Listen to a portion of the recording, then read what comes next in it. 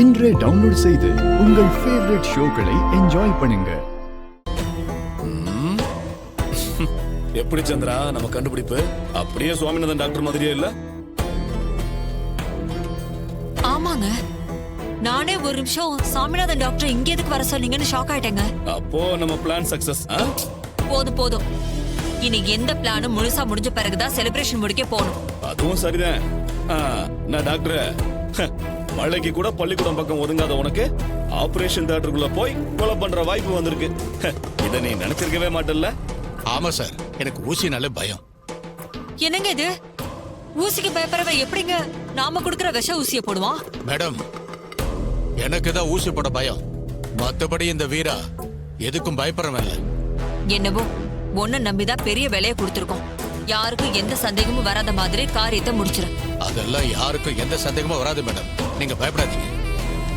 இங்க பாரு, ஹாஸ்பிட்டல்ல நுழைஞ்சதுல இருந்து ஆபரேஷன் தியேட்டருக்குள்ள இருந்து வெளியில வர வரைக்கும் உன் முகத்தை யாருமே பார்க்க கூடாது. குறிப்பா அங்க கார்த்தின்னு ஒருத்தன் இருப்பான், அவன் உன் முகத்தை பார்க்கவே கூடாது. புரியுதா? புரியுது மேடம். அப்புறம் அந்த விஷம் மருந்து உங்ககிட்ட தானே இருக்கு? என்கிட்ட தான் பத்திரமா இருக்கு. முதல்ல மாஸ்க் போட்டு முகத்தை நல்லா மறைச்சுக்கோங்க. ஹாஸ்பிட்டல்ல அதிகமா யார்கிட்டயும் பேசக்கூடாது.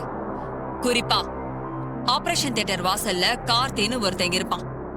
நீங்க உள்ள போனதும் அவனை எப்படியாவது ஏதாவது காரணம் சொல்லி அவனை ஹாஸ்பிட்டலை விட்டு வெளியில அனுப்பிருங்க. Okay madam. அவன் வெளியில போன கேப்ல நீங்க ஆபரேஷன் தியேட்டருக்குள்ள போய் நாம போட்ட பிளான ஸ்டார்ட் பண்ணுங்க. இந்தாங்க அட்வான்ஸ். ஏற்கனவே உங்க சார் எனக்கு அட்வான்ஸ் கொடுத்துட்டாரு. என்னோட சாரா? ஆமா, ஏன் சார் தான். இந்த பணத்தை வச்சுக்கோங்க. நாங்க சொன்னபடி வேலை நல்லபடியா முடிஞ்சதுன்னா இதை விட டபுளா உங்களுக்கு கொடுப்போம். புரிஞ்சுதா? சரிங்க மேடம், எல்லாம் நான் பாத்துக்கிறேன்.